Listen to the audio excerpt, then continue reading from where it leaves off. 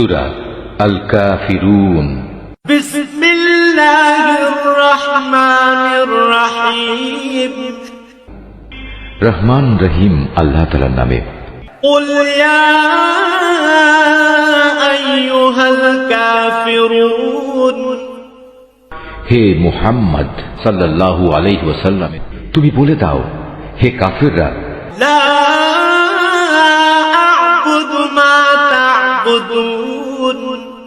আমি তাদের ইবাদত করি না যাদের ইবাদত তোমরা করো।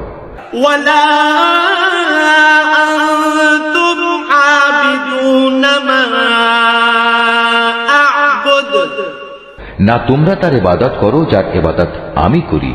ওয়ালা আনা আবিদুম মা আবাদতুম। এবং আমি কখনোই তাদের ইবাদত করব না যাদের তোমরা ইবাদত করো।